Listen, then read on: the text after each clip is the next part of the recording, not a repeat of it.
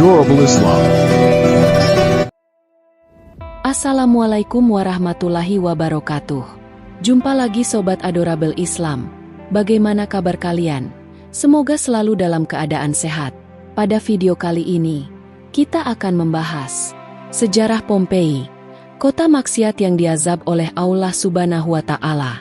Pompei adalah sebuah kota kuno yang terletak di dekat Napoli, Italia, yang pada masa puncaknya merupakan salah satu kota terpenting di bawah Kekaisaran Romawi. Kota ini dihancurkan pada tahun 79 Masehi oleh letusan dahsyat Gunung Vesuvius, yang mengubur Pompei dan beberapa kota terdekat lainnya di bawah lapisan tebal abu vulkanik dan puing-puing. Letusan ini mengawetkan kota tersebut secara menakjubkan, memberikan gambaran jelas tentang kehidupan sehari-hari masyarakat Romawi. Namun, kisah Pompei juga sering dikaitkan dengan legenda dan pandangan keagamaan sebagai kota yang dikenal karena dekadensi moralnya dan dianggap sebagai tempat penuh maksiat, yang akhirnya dihukum oleh Allah Subhanahu wa Ta'ala melalui bencana alam yang dahsyat. 1. Pompei dalam sejarah Romawi. Pompei adalah sebuah kota pelabuhan dan pusat perdagangan yang makmur di zaman Romawi. Dengan penduduk yang berjumlah antara 11.000 hingga 15.000 orang, Pompei adalah pusat budaya, seni, dan ekonomi yang kaya. Kota ini memiliki bangunan-bangunan publik yang megah, seperti teater, kuil, forum, pemandian umum, dan jalan-jalan yang dihiasi dengan patung serta mosaik. Selain itu, Pompei juga terkenal karena villa-villa besar milik para bangsawan Romawi, yang menampilkan kemewahan luar biasa. Kehidupan masyarakat Pompei terfokus pada kesenangan, perayaan, dan gaya hidup hedonis, yang menjadi simbol kebudayaan Romawi pada saat itu. 2. Maksiat dan gaya hidup di Pompei. Pompei dikenal sebagai kota yang menawarkan berbagai jenis hiburan dan kesenangan. Pemandian umum yang mewah, rumah pelacuran, serta pesta-pesta besar adalah bagian tak terpisahkan dari kehidupan masyarakat di sana. Gambar-gambar dan patung-patung yang ditemukan di dinding bangunan, rumah, serta villa seringkali menunjukkan adegan-adegan seksual yang eksplisit dan aktivitas yang dianggap sebagai simbol dari kemerosotan moral masyarakat Pompei. Masyarakat Pompei hidup dalam kemewahan. Pesta besar yang melibatkan anggur, makanan lezat, dan hiburan adalah pemandangan yang umum. Pompei juga memiliki pemandian umum yang luas, di mana warga dari berbagai kelas sosial berkumpul untuk bersantai, berolahraga, dan melakukan ritual kebersihan yang menjadi bagian penting dari kehidupan sehari-hari mereka. Namun, kemewahan ini seringkali disertai dengan gaya hidup yang penuh hedonisme. Mereka yang memiliki kekayaan menggunakan uang mereka untuk mengejar kenikmatan duniawi, baik dalam bentuk kesenangan fisik maupun estetika. Pompei terkenal karena kehidupan sosialnya yang sangat terbuka dan seringkali vulgar.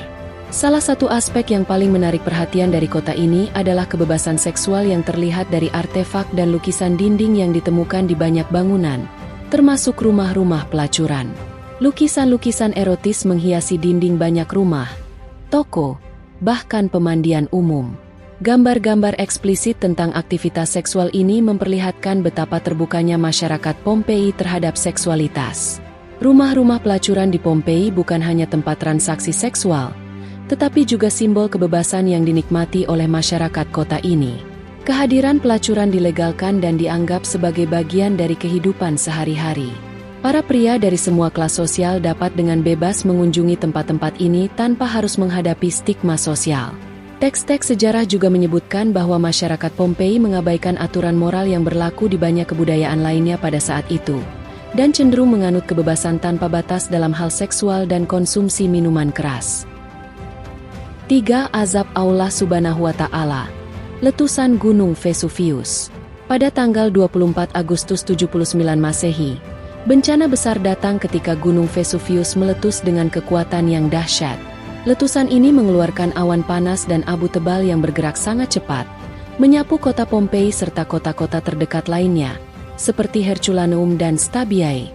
Dalam hitungan jam, Pompei terkubur di bawah abu setebal 4 hingga 6 meter. Ribuan orang tewas akibat letusan ini. Banyak dari mereka yang ditemukan dalam posisi melindungi diri, terjebak oleh awan panas yang bergerak cepat. Para ilmuwan modern menemukan bahwa kematian mereka disebabkan oleh suhu ekstrim yang mencapai hingga 300 derajat Celcius, yang membunuh dalam hitungan detik. Dalam perspektif Islam, peristiwa ini seringkali dipandang sebagai bentuk azab dari Allah Subhanahu wa Ta'ala terhadap penduduk Pompei yang dikenal karena gaya hidup mereka yang penuh dengan dosa dan maksiat. Konsep azab dalam Islam adalah hukuman yang ditimpakan oleh Allah kepada kaum atau bangsa yang melampaui batas dan mengabaikan ajaran kebenaran. Beberapa contoh kaum yang diazab oleh Allah dalam Al-Quran antara lain adalah kaum Nabi Lut, kaum Ad, dan kaum Samud, yang semuanya dihukum karena perilaku mereka yang melawan hukum Allah. Kehidupan masyarakat Pompei, yang dipenuhi dengan kebebasan seksual, pemujaan berhala, dan pesta-pesta besar, seringkali dibandingkan dengan kaum Nabi Lut yang juga dihukum oleh Allah karena penyimpangan moral mereka. 4. Pelajaran dari Pompei dalam perspektif Islam.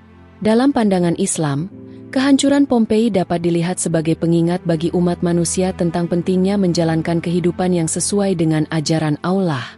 Kehidupan yang penuh dengan kemaksiatan dan penyimpangan moral pada akhirnya akan membawa pada kehancuran. Allah Subhanahu wa Ta'ala telah mengingatkan dalam Al-Quran bahwa segala bentuk kedurhakaan dan kemaksiatan akan membawa konsekuensi yang sangat serius.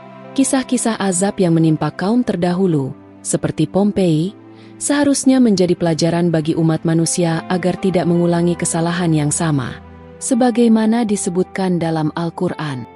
فكأين من قرية أهلكناها وهي ظالمة فهي خاوية على عروشها وبئر معطلة وقصر مشيد. Artinya, maka betapa banyak negeri yang telah kami binasakan karena penduduknya dalam keadaan zalim, sehingga runtuh bangunan-bangunannya dan betapa banyak pula sumur yang telah ditinggalkan dan istana yang tinggi, tidak ada penghuninya. Quran Surat Al-Hajj 45. Firman ini mengingatkan bahwa kota atau bangsa yang menentang Allah dan hidup dalam dosa serta kemaksiatan akan menghadapi kehancuran, sebagaimana yang terjadi di Pompei.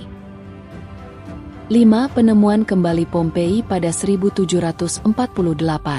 Penemuan Pompei dimulai sebagai sebuah kebetulan. Pada tahun 1599, seorang arsitek bernama Domenico Fontana menemukan beberapa reruntuhan di area tersebut saat menggali terowongan untuk mengalihkan sungai. Namun, penemuan ini tidak banyak mendapatkan perhatian, dan Pompei tetap terkubur. Baru pada tahun 1748, seorang insinyur militer Spanyol bernama Roque Joaquín de Alcubierre, yang bekerja untuk Raja Charles III dari Spanyol, secara tidak sengaja menggali kembali Pompei saat melakukan eksplorasi di area tersebut. Alcubierre awalnya sedang mencari artefak kuno untuk melengkapi koleksi raja, tanpa mengetahui bahwa di bawah tanah terdapat sebuah kota kuno yang terlupakan. Saat penggalian berlanjut, mereka menemukan bahwa di bawah lapisan tanah terdapat sisa-sisa bangunan, jalan, dan benda-benda sehari-hari yang masih terawat baik. Penggalian Pompei ini segera menarik perhatian besar. Tidak seperti kebanyakan situs arkeologi yang hancur oleh waktu, Pompei ditemukan hampir utuh, terkubur dalam kondisi yang sangat baik oleh abu vulkanik. Bangunan, jalan, lukisan dinding, dan bahkan tubuh para penduduk yang tewas ditemukan dalam kondisi luar biasa, seolah-olah waktu berhenti pada hari letusan itu.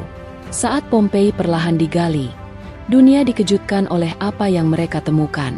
Pompei seakan menjadi kapsul waktu yang memberikan gambaran rinci tentang kehidupan sehari-hari di bawah Kekaisaran Romawi pada abad pertama Masehi. Para arkeolog menemukan rumah-rumah dengan perabotan, lukisan dinding yang indah, fresko, patung, serta toko-toko yang masih lengkap dengan barang dagangan. Mereka juga menemukan jalan-jalan berbatu yang terawat, forum umum, teater, dan bahkan rumah-rumah pelacuran.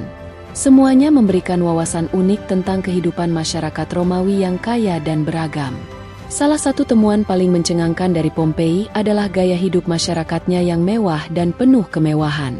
Villa-villa besar dengan mosaik-mosaik indah dan taman-taman pribadi menunjukkan bahwa orang-orang kaya di Pompei menikmati kehidupan yang luar biasa nyaman. Pesta-pesta besar, seni yang halus, serta kehidupan malam yang sibuk menjadi ciri khas kehidupan masyarakat Pompei. Namun, Pompei juga menjadi simbol kemerosotan moral dan gaya hidup hedonis yang melampaui batas. Salah satu penemuan yang paling terkenal adalah lukisan dinding dan artefak yang menggambarkan kegiatan seksual secara eksplisit.